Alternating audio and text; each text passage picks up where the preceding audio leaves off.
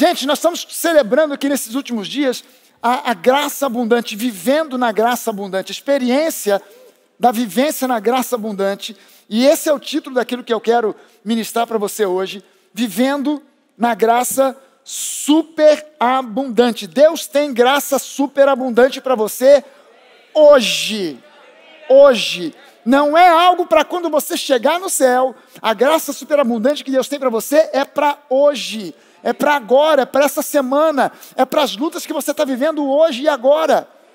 É preciso que a gente entenda que os detratores, aqueles que criticam a mensagem da graça, eles falam, esse pessoal... Aliás, teve uma pessoa aqui da igreja, um rapaz, estava até cantando aqui, Samuel, ele estava viajando algumas semanas atrás, e no lugar onde ele foi convidado para pregar. Foi pregar, o pessoal onde ele pregou, ficou todo mundo doido, dizendo, não, eu quero esse livro, me dá esse livro aí do pastor Fragado, eu preciso conhecer, e tal, metade da igreja, já querendo sair, embora da igreja, para vir para Nova, uma confusão danada. E aí tinha os pastores também.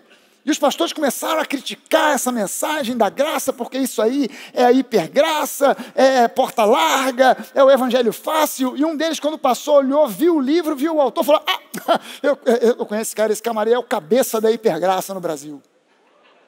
Eu agora sou o cabeça. Agora virei o cabeça da hipergraça. O título que o cara me deu é o cabeça. E aí usa o termo hipergraça como sendo algo pejorativo, mal sabendo que o termo hipergraça está na Bíblia. Você sabe que tem uma tradução que, por ser antiga, usou um termo errado. A Bíblia diz assim, Paulo diz assim, que aonde abundou o pecado, superabundou a graça. Mas o termo no grego é huperperissos, que foi traduzido como superabundou, mas que literalmente esse radical huper é o radical que dá origem no português ao radical hiper. Eu não sei quantos de vocês aqui já foram a um supermercado e a um hipermercado. Mas, normalmente, o hiper é maior do que o super. Por isso chama hiper. Não é verdade? E, na verdade, Paulo, quando falou sobre a graça, ele diz que aonde houve abundância do pecado, houve hiperabundância da graça. Se manifestou uma hipergraça. Então, eu preciso me conscientizar de que não teria nada melhor Deus inspirar um cara para me dizer que a graça que está disponível para mim é uma hipergraça. Não é uma graça escassa, michuruca, pequenina, que só dá para quebrar um galho. Não, é uma graça abundante, hiperabundante, que abrange todas as áreas da minha vida. Amém? João capítulo 1, nos versículos 1, depois no 14 a 17, começa dizendo assim, no princípio era o verbo. Essa expressão, essa palavra verbo, no grego é logos. E logos, no Novo Testamento você tem duas palavras para a palavra palavra. Deu para entender ou enrolei? Você tem duas palavras para a palavra palavra, no grego. Logos e rema. Logos é a palavra dinâmica, pregada, falada. É a palavra que se move. Rema é a palavra revelada. A palavra se move para que nós recebamos revelação de quem Jesus é, de quem Jesus realmente é. Por isso a palavra não é teoria. Jesus disse, as palavras que eu digo a vocês não são simplesmente uma teoria, mas são espírito e vida, porque é uma palavra que tem dinâmica, é logos. E foi muito legal essa tradução no português, que não, em nenhuma outra língua se traduziu assim. No princípio era o verbo. O verbo, o que é o verbo? É uma palavra que denota dinâmica, ação.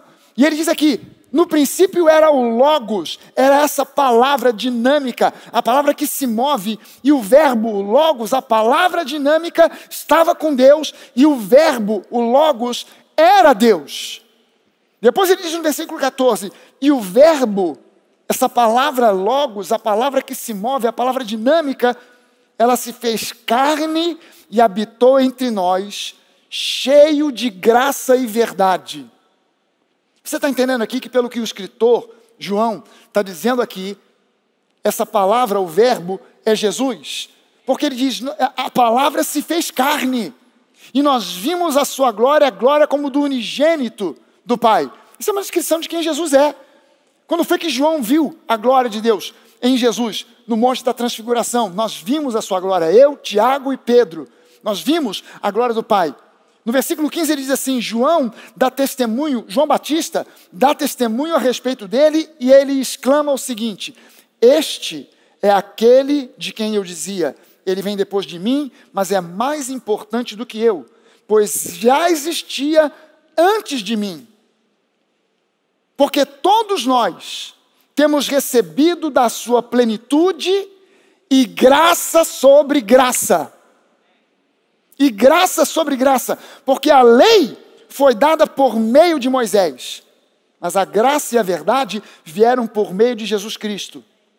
Sabe que esse versículo aqui, ele no original, no grego, o verbo vir, que aqui está no plural, no original está no singular. Sabe que os teólogos que são especialistas em tradução, eles às vezes dizem assim, não, o grego de João era um grego muito pobre. E João, ele escrevia com alguns erros de gramática, e ele escreveu, por exemplo, graça e verdade veio por meio de Jesus. Aí os tradutores, vamos corrigir João. Graça e verdade vieram por meio de Jesus. Aí tem uns caras que leem que graça e verdade vieram. Ora, se a graça e a verdade vieram, são duas entidades separadas. A graça e a verdade. Aí o camarada entra numa que você tem que pregar uma hora a graça, na outra, a verdade. O que é a graça? É o lado bonzinho de Deus. E o que é a verdade? Agora vocês vão ouvir. Semana passada foi a graça, hoje é o dia da verdade. Semana passada, Deus é bom, Deus te abençoa, Deus te guarda. Amém. Amém. E hoje, você é um pobre, miserável, pecador. Por isso que você está aí nessa lama. Não progride, não vai para frente, porque o pecado se agarrou na sola do seu sapato, igual chiclete. E aí a pessoa, caramba, é a graça e a verdade. Mas João, quando ele disse a graça e a verdade veio, ele não cometeu um erro de gramática. Ele quis dizer exatamente isso, porque na visão de João, graça e verdade são um bloco único. Porque a graça e a verdade não são uma filosofia, um pensamento, ou dois tipos de pensamentos e filosofias. Na verdade, graça e verdade são uma expressão de quem Jesus é. Ele é a graça, nós vimos a sua glória como do gênio do Pai, e Ele tem derramado sobre nós graça sobre graça. Jesus é a graça, assim como Jesus é a verdade. Eu sou o caminho, a verdade e a vida. Ninguém vem ao Pai se não for através de mim. Jesus é a verdade, Jesus é a graça, por isso a graça e a verdade veio. E você reparou uma coisa interessante aqui? A verdade não ficou do lado da lei. A verdade ficou do lado da graça. Ele podia ter dito, a lei que expressa a verdade veio através de Moisés. Mas a graça veio através de Jesus. Não, a lei foi dada por intermédio de Moisés, mas quando Deus teve que enviar a graça e a verdade, Ele fez isso através de Jesus. Ele fez isso através do Filho. Ele fez isso através do seu próprio Filho. Por isso, justificação diante de Deus, gente, não pode ser conquistada ou adquirida, mas somente recebida, porque é um presente dado a nós pela graça. É um presente que Deus nos dá. Jesus é a graça e a verdade. Agora, o inimigo, o diabo, como ele não pode remover a palavra graça da Bíblia, o que ele faz? Ele tenta redefinir a graça. Ele tenta trazer uma nova definição para a graça. Aí você vai procurar em alguns livros de alguns autores que escrevem sobre graça, e você vai ver que eles definem graça como, por exemplo, graça é uma influência divina no coração do homem, no coração humano, que produz capacitação para fazer o que é correto. Então ela definiu a graça como uma influência da parte de Deus no nosso coração, que produz capacitação para fazer o que é correto. Uma outra definição que eu encontrei em outros livros: graça é uma capacitação com poder para vencermos as tentações e o pecado. Gente, O problema aqui é que graça não é nada disso. Graça não é nada disso. Graça é favor imerecido. Repete aqui comigo. Graça é favor imerecido. Eu sei que você ficou meio calado assim para dizer o amém, porque você ouviu as frases de definições de graça e você pensou assim, pastor, mas até que está certo. Tá não. E eu vou dizer para você por quê. Porque o que o diabo fez com essas definições? Ele pegou os efeitos da graça e colocou como se fosse a própria graça. Não, a graça, que é favor imerecido, nos capacita com poder para vencer as tentações. A graça, que é favor imerecido, nos capacita para fazer o que é correto. Mas a graça não é fazer o que é correto ou uma capacitação, é favor imerecido. É favor imerecido da parte de Deus para nós. É algo que a gente recebe de graça. Então o inimigo, o que ele faz? Ele tenta colocar os efeitos da graça como se fossem a definição da graça. Aí a pessoa ouve que graça é uma capacitação para fazer o que é correto, ela começa, então eu tenho que fazer o que é correto. E ela, como Deus, na verdade, a graça não capacita para fazer o que é correto, ela é favor imerecido, e o favor imerecido é que te conduz para fazer o que é correto, ela começa a se esforçar para fazer o que é correto. Ela acaba caindo no legalismo, ela acaba caindo num desgaste, um esforço medonho. Sabe, a gente tem recebido, isso já não é de hoje, a gente recebe aqui na igreja hoje, tinha uma fila de pessoas vindas de outras igrejas. Por isso que eu estou dizendo para vocês que as igrejas estão virando uma maquininha de fazer maluco. A pessoa vem dizendo, pastor, eu não aguento mais. Eu estou desgastado, estou cansado, porque na minha igreja é uma pressão danada. Eu tenho que dirigir célula, eu tenho que multiplicar, eu tenho que apresentar relatório, eu tenho que fazer, eu tenho que acontecer, eu tenho que estar presente em reunião, eu tenho que estar presente em culto, eu tenho que estar presente em tudo, e eu tenho que realizar, eu tenho que trazer gente convertida, porque se eu não trago, eu tenho que voltar, eu sou amaldiçoado, isso eu só consigo ser uma pessoa abençoada se eu estiver mostrando para o pastor serviço, e a pessoa chega num ponto que ela diz, eu não aguento mais. No início, pastor, era uma bênção, que a gente estava empolgado. Agora, depois de 1, 2 anos, a gente está assim, botando já a língua para fora, porque a gente não aguenta, é muita pressão. Igreja não pode ser máquina de fazer doido. Igreja é lugar de liberdade, igreja é lugar de bênção, igreja é lugar de amor, é lugar de compartilhar da presença de Deus, é lugar de liberdade, não de sofrer pressão. Amém? E a gente precisa se conscientizar disso. Graça não depende do seu merecimento para se manifestar.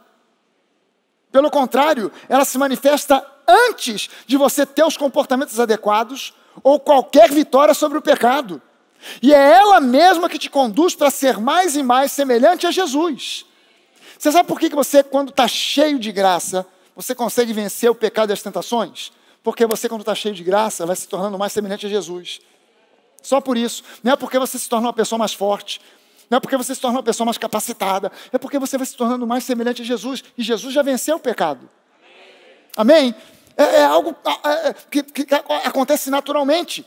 O homem separa a graça de um lado, verdade de outro, mas Deus olha para a graça e verdade como uma coisa só. Tem uma tradução desse versículo 17 de João 1, que a gente não tem em português, mas eu achei tão fantástica que eu traduzi para o português. Essa versão diz assim: porque a lei, por meio de Moisés, foi dada. A graça e a verdade, por meio de Jesus Cristo, veio a ser. Prestou atenção? A graça e a lei, por meio de Moisés, foi dada. Mas a graça e a verdade, por meio de Jesus, veio a ser. Veio a se manifestar. Veio como o Filho unigênito. Veio se manifestar como o Filho unigênito. Veio a ser. João 8,32 diz assim: vocês vão conhecer a verdade, e a verdade vai libertar vocês. Conhecereis a verdade, e a verdade vos libertará. Jesus é a verdade. Então você poderia ler esse versículo assim: e você vai conhecer Jesus, e Jesus vai te libertar. O que te liberta não é culto de descarrego. O que te liberta não é um pastor que grita: sai!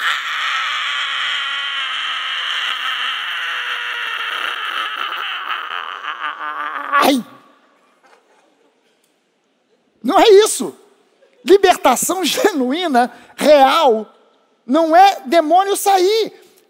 Gente, aqui na Nova, quem é que expulsa demônio? As crianças da geração nova. Porque expulsar demônio é a coisa mais simples do mundo. Sai em nome de Jesus. Se você não decorou, eu escrevo para você. Sai em nome de Jesus. Não precisa nem gritar. Você pode ler no ouvido da pessoa. Sai em nome de Jesus. Acabou. Não tem, a dificuldade não é essa. Jesus, sabe o que Jesus diz a respeito disso? A pessoa tem um demônio. Aí o demônio sai. O demônio vai passear. E dá uma volta. Vai tirar umas férias. Ficou muito tempo ali trabalhando. Ele volta. A casa está vazia. A casa está vazia. Ele fala, está vaga. Volta ele e ainda traz mais 7, piores do que ele. Por quê? Porque o que liberta não é o berro. O que liberta é a palavra. Se o demônio sai e a pessoa não é recheada pela palavra, não vai adiantar nada. Não ocorreu libertação. Já viu aquelas igrejas que tem aquelas pessoas que todo mundo já sabe que no culto ela vai manifestar?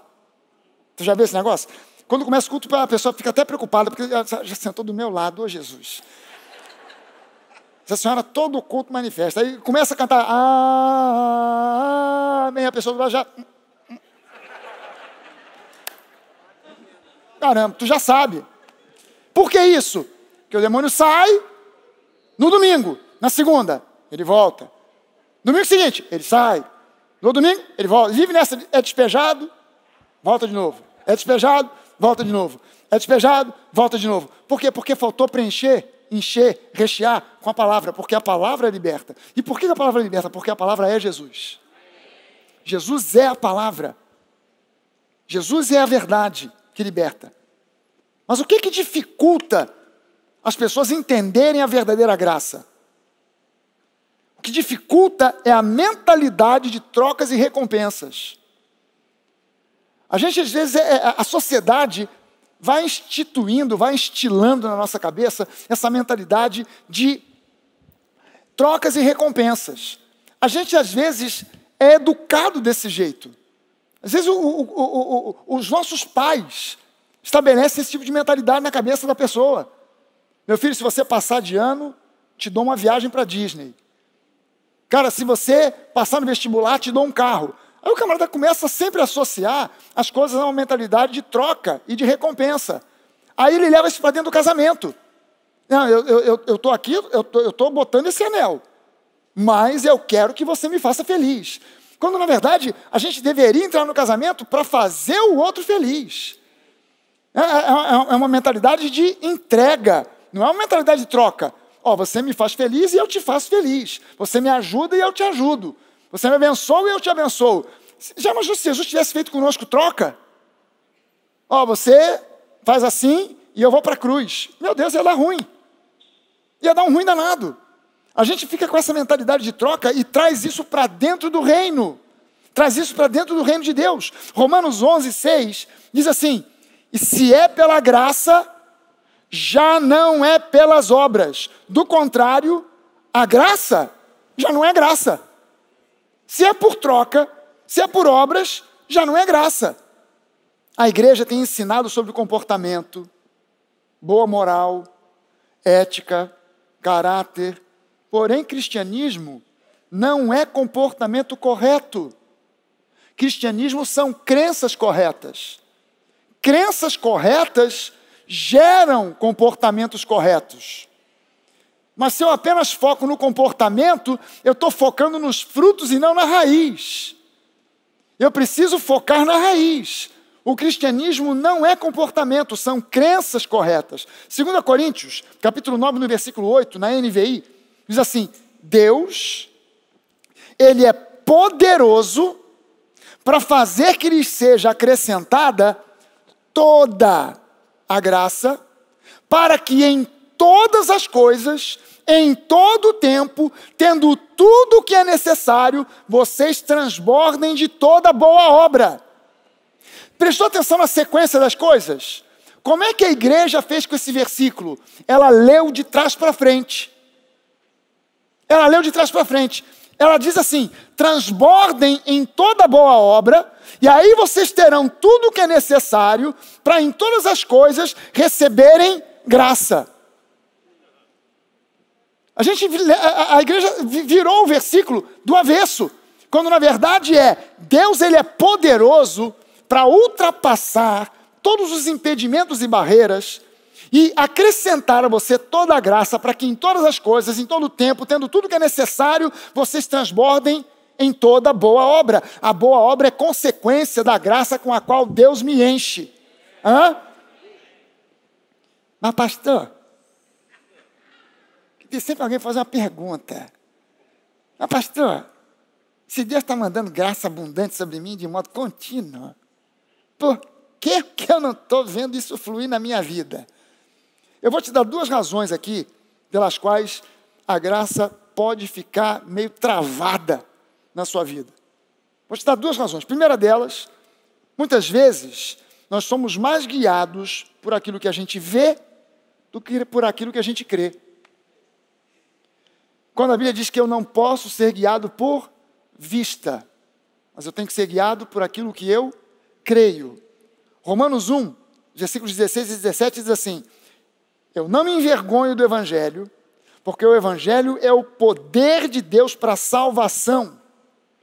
Essa palavra salvação aqui no grego é sotéria. Sotéria vem de sozo. Sozo é a palavra que significa salvo, curado, liberto, próspero, vitorioso, abençoado, com toda sorte de bênçãos. Isso são os conceitos embutidos em sozo, que deriva a palavra salvo, salvação. Eu não me envergonho do Evangelho, porque ele é o poder de Deus para cura, libertação, prosperidade, vida vitoriosa em todos os sentidos, incluindo família, finanças, para a salvação de todo aquele que crê. Não daquele que faz boas obras, mas daquele que crê, primeiro do judeu e também do grego, do gentio, visto que a justiça de Deus se revela no Evangelho de fé em fé, não de obra em obra, mas de fé em fé, conforme está escrito: o justo viverá por fé. Entenda só o seguinte: a fé, ela não passa a funcionar quando você acumula fé suficiente para produzir resultados. Não é isso. A fé, ela funciona quando os olhos do meu espírito são abertos pela palavra e eu começo a ver Deus operando na minha vida.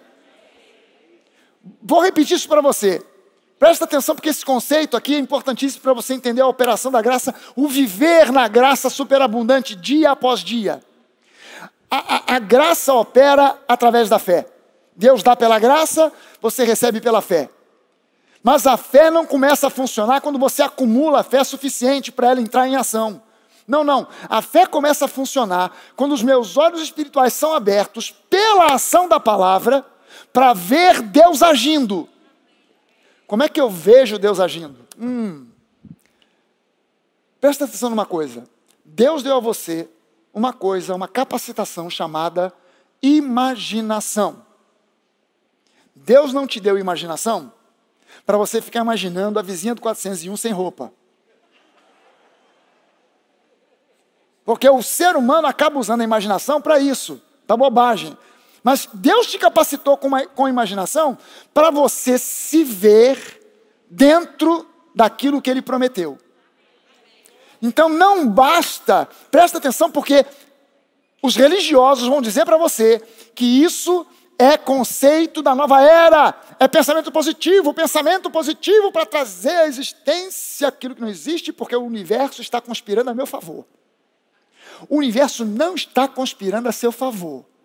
Presta atenção. O universo, as estrelas, os planetas, Júpiter, Saturno, aleluia, não estão conspirando a seu favor. Os planetas, as estrelas, o universo está assim, ó. Fazendo o quê? Nada. Eles não jogam nem a favor, nem contra. Se você tirou a sorte grande, não foi Júpiter. Se você tropeçou e caiu de cara no chão, não foi Saturno.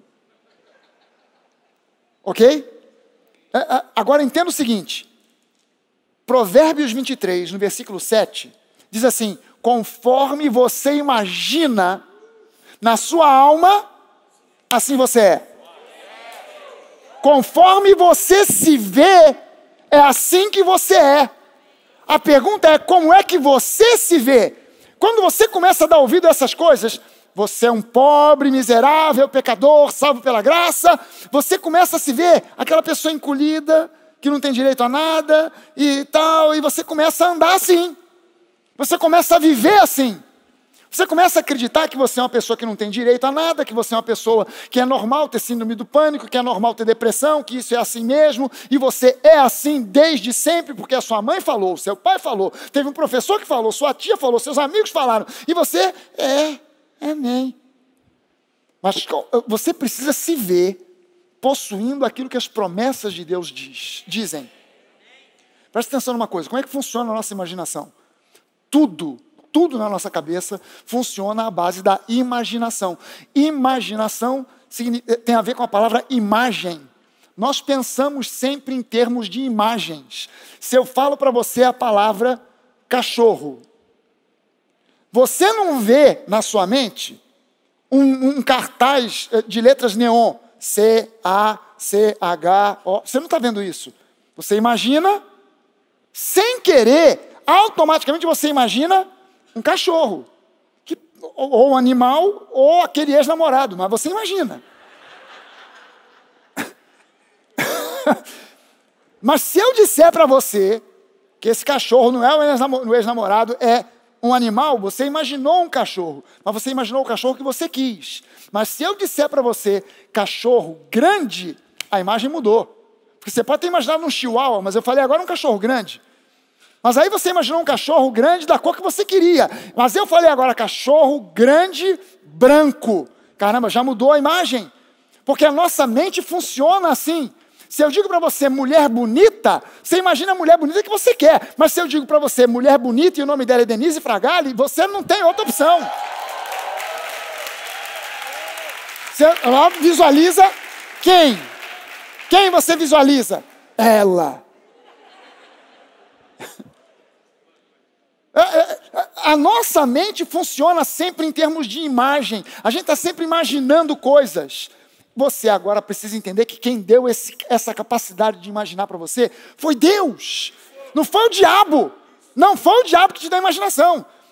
Quem inventou a imaginação não foi a nova era. Quem bolou isso foi Deus. E Ele te deu para que você se veja dentro das promessas. Então você tem que começar a se ver. O que diz a promessa em relação à sua saúde? Pelas pisaduras do Senhor Jesus, eu fui sarado. Eu tenho que me ver saúde, sarado, andando na beira da praia, tomando água de coco, bem saudável, de tênis novo, correndo, batendo recorde da maratona. Não dá para ficar... Olha como é que a sua mente funciona. Você dá um espirro, você já se vê no hospital internado, entubado. É o corona!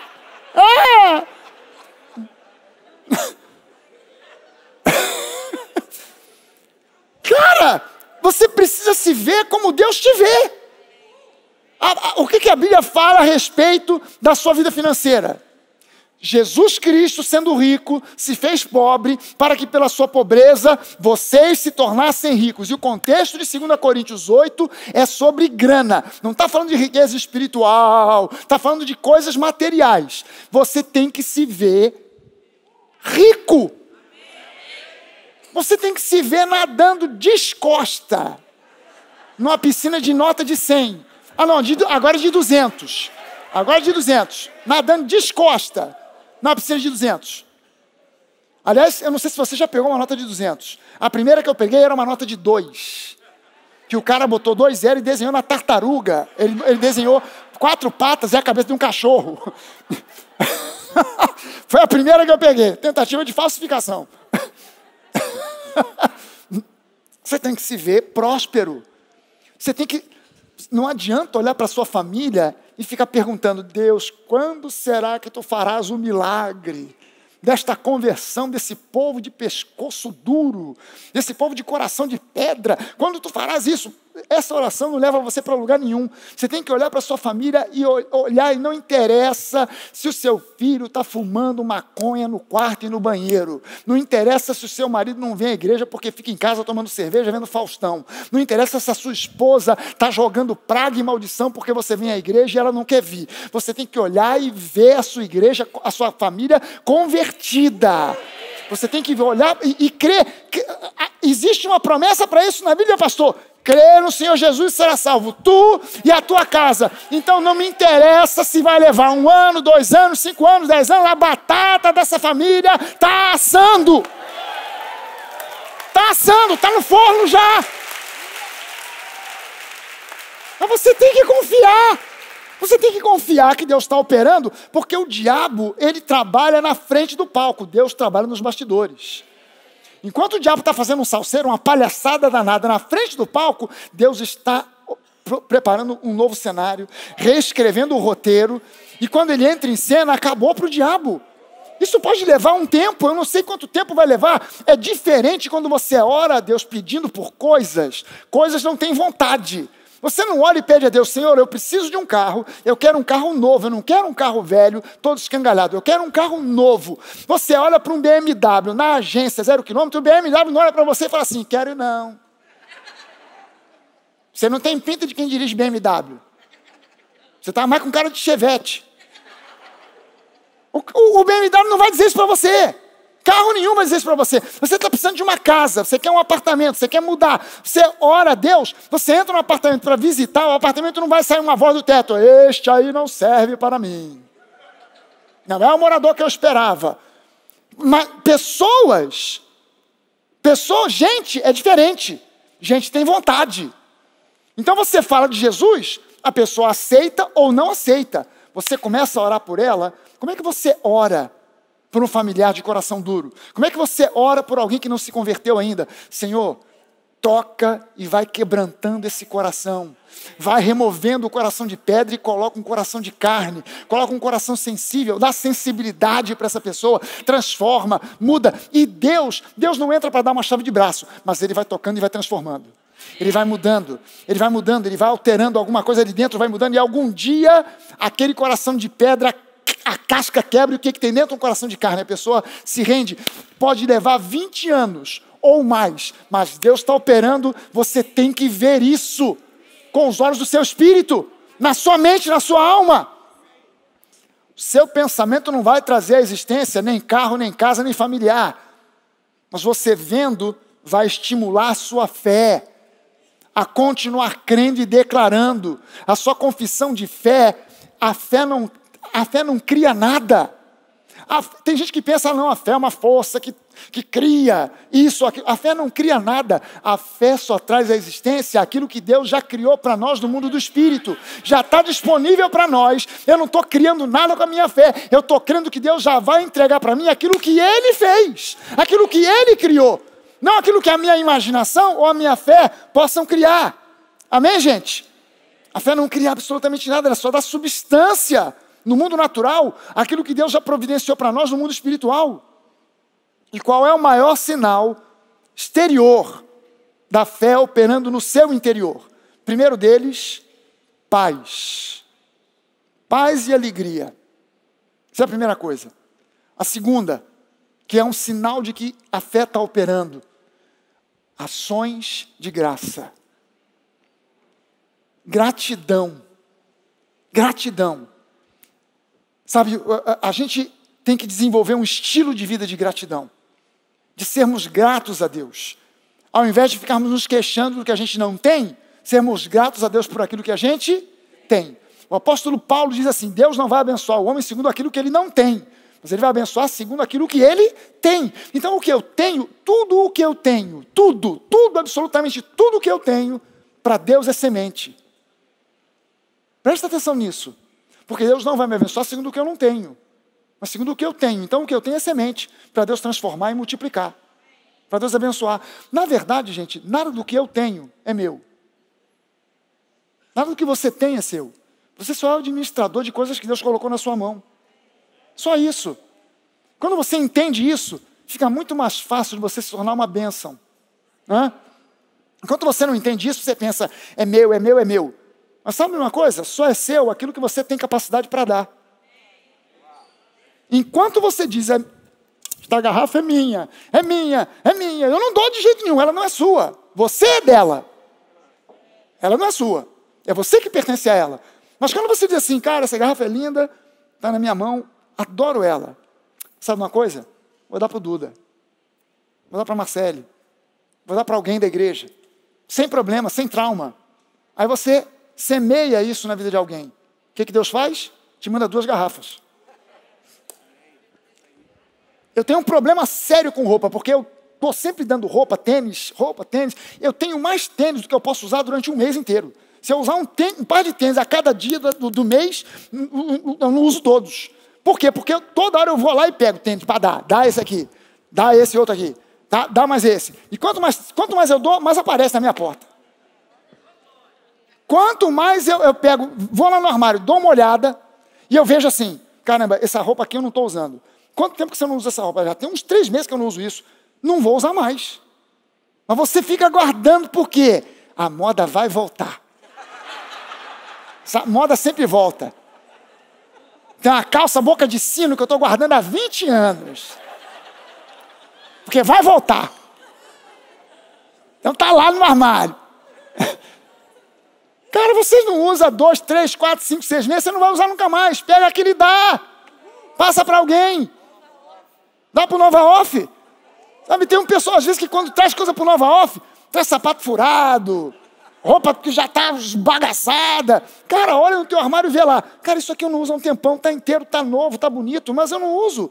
Não sei por que engordei, emagreci, não gosto mais, sei lá. Dá para alguém, cara, passa adiante. Sabe o que vai acontecer? Tu não vai ter nem lugar para guardar roupa nova. Porque Deus vai te abençoar. Aquilo ali vai servir como semente. É preciso que a gente entenda e tenha essa vida de fé operante. A fé operante produz paz, produz um estilo de vida de ações de graças.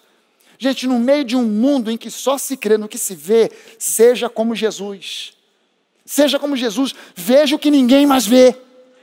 Jesus viu o que ninguém mais via. Todo mundo olhava para Mateus, e o que o pessoal via? Eles viam um cobrador de impostos, um traidor da pátria, um corrupto, um bandido, mas quando Jesus olhou para Mateus, ele viu um apóstolo. O que Jesus viu quando olhou para Pedro? Todo mundo olhava para Pedro e via um cara esquentado, pavio curto, cabeça dura. Pedro foi visto por Jesus como um apóstolo. Jesus viu o que ninguém via. Você tem que ser como ele, e começar a ver o que ninguém vê. Começar a enxergar o que ninguém enxerga. E por que ele via essas coisas que ninguém via? A Bíblia diz que Jesus via a fé. Vendo-lhes a fé, Jesus curou o paralítico. Por que Jesus via coisas que ninguém via? Porque ele era cheio de graça. A graça muda a nossa perspectiva de visão em relação às pessoas. Muda por completo. E a gente precisa ser como Jesus, cheio de graça. Por causa de Jesus habitando no seu corpo, através do Espírito Santo, você é templo do Espírito Santo. Quem é templo do Espírito Santo aqui, diga glória a Deus. Você pode levantar as 2 mãos e dizer, eu sou templo, eu sou casa do Espírito Santo. Aleluia. Meu irmão, por causa disso, existe mais cura no seu corpo do que enfermidade. Você precisa se ver assim. Segunda coisa que pode gerar uma vida onde a graça não está fluindo 100%, são crenças erradas. Crenças erradas. Afirme isso comigo, diga assim, eu preciso ser alimentado pela palavra, ouvir o verdadeiro evangelho, para crescer em fé e crescer em graça. Aleluia! Gente, o filho pródigo, Jesus conta a parábola do filho pródigo. O filho pródigo saiu de casa porque ele não tinha uma visão correta do seu pai. Ele não tinha uma visão correta, ele tinha conceitos errados sobre o seu pai. E quando ele voltou com conceitos errados. Vou voltar para casa, porque eu estou aqui comendo comida, ração de porco, e na minha casa, na casa do meu pai, até os funcionários lá comem do bom e do melhor. Então eu vou voltar para lá e vou pedir para o meu pai me tratar como um dos seus servos. Olha a mentalidade do cara.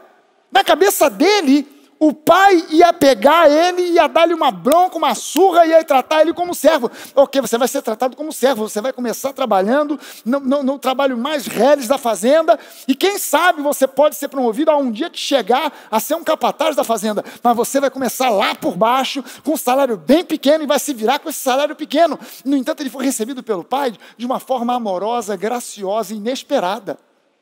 Mas o irmão mais velho que ficou, que não foi embora, também tinha conceitos errados do pai. Ele via o pai de jeito errado. Quer dizer, quando o irmão voltou, o pai manda fazer uma festa para o meu filho que voltou. Aí vem o irmão mais velho. Ô, meu pai, você mandou fazer uma festa para esse teu filho. Ele não falou para o meu irmão, para esse teu filho. Não sei quem já teve essa experiência aqui dentro de casa, né? Quando o seu filho tira nota 10, meu filho tirou 10. Quando ele tira nota 0, esse teu filho não estudou para fazer a prova. O cara chegou, esse teu filho fez o que fez, e você manda fazer uma festa para ele? Eu aqui te servindo. Olha a mentalidade do cara. Ele tinha uma mentalidade de servo. Eu estou aqui te servindo durante todos esses anos, e você nunca me deu um cabrito para eu fazer um churrasco com os meus amigos. Aí o pai falou: meu filho, você está maluco? Não te deu um cabrito? Você podia pegar um cabrito, um boi, uma ovelha, o que você quisesse, porque tudo que é meu é teu. Mas o filho tinha uma mentalidade de servo. O filho mais novo voltou com uma mentalidade de servo. Mas você e eu não somos mais servos. Nós somos filhos. Nós somos servos por opção, mas a nossa condição hoje é a condição de filhos, e não mais de servos. Amém, gente? Eu preciso me entender como filho de Deus e não como um servo. Veja bem o seguinte: a maneira como você vê Deus vai afetar todo o seu sistema de crenças. E isso vai afetar a sua saúde, a sua prosperidade, vai afetar toda a sua vida. A maneira como você enxerga Deus. Mesmo que você saiba que o Senhor é bom, se você o enxerga como um Deus severo e duro, você vai se relacionar com Ele com base nessa visão. Meu irmão, presta atenção numa coisa: a vida é muito curta para ser desperdiçada com aquilo o que não revela a graça de Deus para a minha existência. Eu não posso me ancorar numa igreja legalista, a igreja errada, com ensinos errados. Falei para você aqui, a gente tem recebido tanta gente desde sempre, que chegam aqui esgotados, arrasados, arrebentados pelo sistema religioso. Religião destrói, religião confunde. É preciso que a gente entenda que a gente segue uma determinada linha e chamam a nós de evangélicos, protestantes. Mas veja bem o seguinte: o movimento de reforma que Martinho Lutero fez não foi um movimento anticatólico, foi um movimento pró-evangelho. A igreja desenvolveu essa mentalidade de que a reforma é um movimento anticatólico. A reforma não é um movimento anticatólico, nunca foi. Ela é um movimento pró-evangelho. As pessoas não tinham noção do que a Bíblia diz. As pessoas não tinham leitura. A maioria do povo naquela época não sabia ler. E mesmo que soubesse, não existia ainda a imprensa. A imprensa é contemporânea de Martinho Lutero. Então a igreja, aqueles que sabiam ler, os padres que sabiam ler, eles liam a Bíblia, também não entendiam muita coisa, e ensinavam para o povo o seguinte: a salvação é mediante indulgências. O que são as indulgências? Você tem que pagar pela tua salvação. Grana, tem que trazer dinheiro. E mais, você pode pagar não só por você pode pagar por um parente, um avô, um tio que já morreu. Quanto é que você pode pagar? Eu tenho um pouquinho, não posso pagar pelo meu avô, mas pelo menos por mim eu posso pagar. Então a pessoa passava fome. Porque é lógico, é preferível passar fome nesse mundo do que para o inferno. Mas quando Martinho Lutero, ele leu a palavra, ele leu a epístola de Romanos e viu lá: o justo viverá pela fé. Caramba, a salvação é pela fé, não é por obras. Esse negócio de indulgência está por fora, não é nada disso. O movimento dele, o que ele desencadeou, não foi um movimento anticatólico, mas um movimento pró-evangelho. E nós não somos anti-nada, nós somos pró-Jesus, pró-evangelho, pró-palavra. Amém? Por isso a gente não se encaixa no sistema religioso. Pastor Fragale, você está ligado a que conferência? É dos bispos? É dos apóstolos? Eu não estou ligado a nada. Não conheço ninguém. Às vezes as pessoas chegam e me dizem, pastor, o senhor conhece o pastor fulano de tal? Nunca vi. Nunca ouvi. Não sei. Ah, porque ele está pregando isso e aquilo. Bom para ele. Parabéns. Não conheço. Não sei. Sabe por quê? Porque eu não faço e não quero fazer parte de um sistema. Eu quero simplesmente servir a Deus e ao reino. E eu quero que você seja abençoado, só isso. Sabe, Mateus capítulo 15, versículo 32 ao 38, diz assim, isso aqui é uma passagem da segunda vez que Jesus multiplicou pães e peixes. A segunda vez. E ele diz assim, então Jesus, tendo mandado o povo assentar-se no chão, tomou os 7 pães e os peixes, e dando graças, partiu e deu aos discípulos, e estes ao povo. Todos comeram e se fartaram, e do que sobejou, recolheram 7 cestos cheios. Ora, os que comeram eram 4.000 homens, além de mulheres e crianças. Se você for ler os versículos anteriores, Jesus pede para alguém arrumar alguma coisa de comida, e os discípulos falam para Jesus, Jesus, é muita gente, não tem aqui comida que a gente junte que seja suficiente para esse pessoal todo. Tem 4.000 homens, fora mulheres e crianças. Qual era a visão dos discípulos? Qual era a visão que eles tinham? O que eles viam na sua mente? Eles pensavam assim, o que são esses poucos recursos, esses poucos peixes, esses poucos pães, diante de tão grande necessidade? Olha a visão que Jesus tinha. A visão de Jesus era, o que é essa necessidade? Por maior que ela pareça, diante de tão grande graça. Você pode apresentar para mim o problema que for. Para você, o seu problema é o maior problema do mundo. E Jesus não olha para o seu problema e despreza. Você diz, é o maior problema do mundo. Jesus não olha para você e fala assim, para com isso, isso é uma bobagem. Não, a Bíblia diz, lá no livro de Hebreus, que nós não temos um sumo sacerdote que não possa se compadecer das nossas fraquezas, porque ele também foi tentado em todas as coisas. Jesus veio ao mundo como homem. Jesus não veio ao mundo como Deus. Ele nasceu como um bebê. Teve que crescer, aprender a falar, aprender a comer. Jesus teve que se submeter a pegar a Torá para estudar. Jesus, ele foi tentado em todas as coisas, em tudo que você já foi tentado na vida e ainda mais. Então ele olha para você e quando você passa por uma luta, por um problema, por uma dificuldade, por uma tentação, um problema financeiro, Jesus olha para você e ele diz, cara, eu te entendo. Eu entendo o que você está sentindo, porque eu já senti isso. Eu sei o que é isso. Eu sei o que é passar esse aperto. Eu sei o que é passar essa angústia. Eu sei o que é passar essa tristeza. Eu sei o que é passar esse momento de dificuldade. Ele não olha para você e diz, isso é bobagem. Você está fazendo teatro. Você não está... Não. Ele olha para você e ele se identifica com você. Ele sabe o que você passa. Mas ele olha para o seu problema e ele diz, meu filho, creia. Esse teu problema tem graça suficiente para que ele seja resolvido.